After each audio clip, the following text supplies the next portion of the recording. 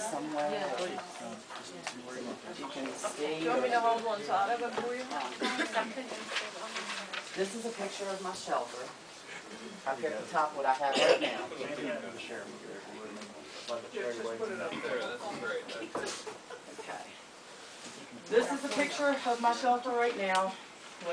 How I'm housing the animals. We're making improvements every day. Sheriff Janice has been there. He has seen my shelter.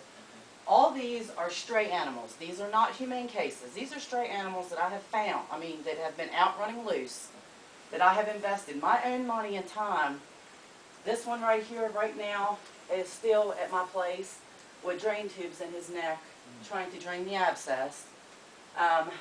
This one here, she was caught in a trap. While I was looking, after I got her out of the trap, I fell over a part of a dog and another dead dog. Howard Shinnerberry helped me with this case, but because the trap was gone, the steel trap, a fisherman had found this dog and called it in. When we got up there, the steel trap was gone. They had let her out of the trap and that left her, and that's what I found. These here two are the ones I just picked up Monday. I just got their vet. I just paid their vet bill $260 to try to save them. They're both senior poodles. It's just to let you know, this is the lady that I helped. She didn't have the money, but loved her animals. Myself and Jamie, got on the internet. We posted for help, and we got her animals spayed and neutered, and this is when we returned them to her. Now, this poor guy right here, he was in such bad shape. He only made it 3 days after we got him to the vet. And Jug up here, he lived with me. He was in heart failure, but the vet didn't feel that he needed put down, and I kept him until the end of his time, because he wasn't really able to to travel. That's just some of the things that I do, as picking up stray animals. These are not humane cases, and I put my own money into this, other than we post for sponsors from out of the county. Now, so you've given up being the humane officer, right? Or well, animal I need control officer. Is that what you? I have resigned as a humane officer due to the fact I haven't been able to contact me, and you haven't been able to talk. Me and the sheriff need to, sit down, and we need to have a meeting on ourselves why I stepped down as a humane officer. But I have not stepped down from not taking in dogs at all. I don't care if you call me tomorrow and say, Sandy, I've got 20 dogs that I've got to seize. I just want the sheriff and the deputies to do the investigation and deal with the people, and I will deal with the animals. I seized those, Rita can vouch for me, I seized 30 horses in '99. It took me 2 days to get them horses placed in a safe environment, to go through that. How is the health? Just to point out, if I may, the terminology, there's a humane officer and an animal control officer, two different things. A humane officer is by state code appointed by the sheriff and has been Sandy for some time. Sandy also is in contract with the commission as an animal control officer.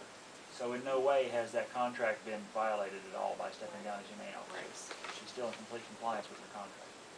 Now, is there any disease or anything up at your facility? I had a case of parvo. Okay.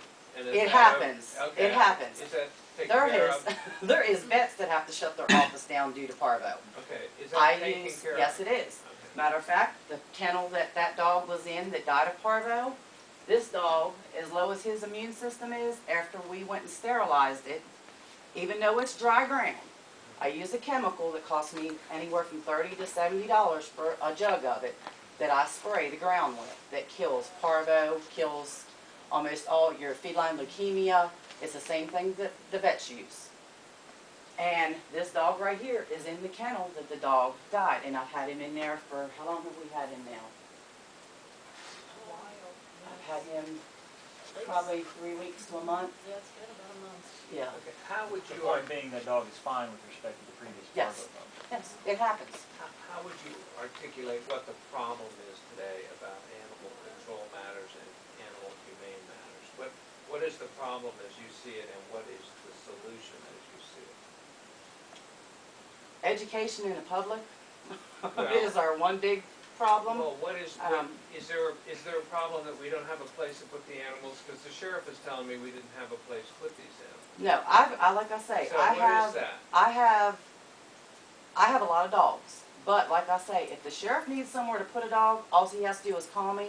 I have, besides having the outdoor kennels, in my building, I also have, they're the wire crates, okay, that have the slide-in, slide-out trays, that I keep dogs in all the time. When I get overrun, and then those are just let out or tied out like during the day, and I set a carrier there, you know, for them to make sure they have their shade.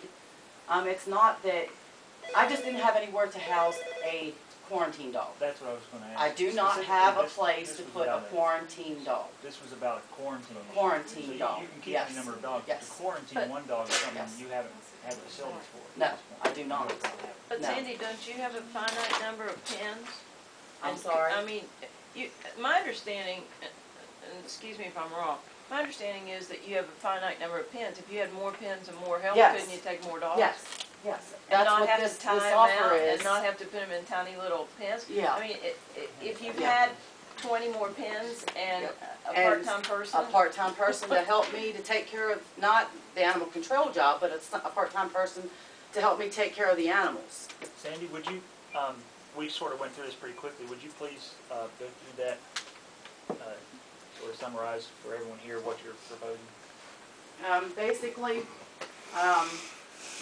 the facility I currently maintain will actually house a fairly large number of dogs and cats and other animals. However, if the county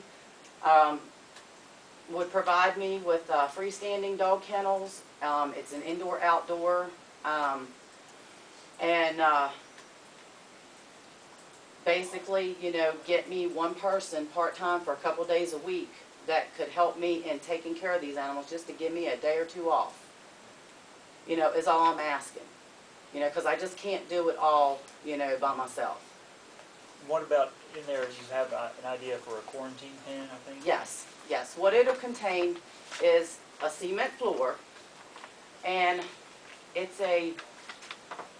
they're steel panels instead of the chain link. Okay. They're a steel panel, they have holes in them. Okay, you would have to do that on all sides, even on the roof. And then plus you would have, you know, a secure doorway that there's no way that that animal can escape.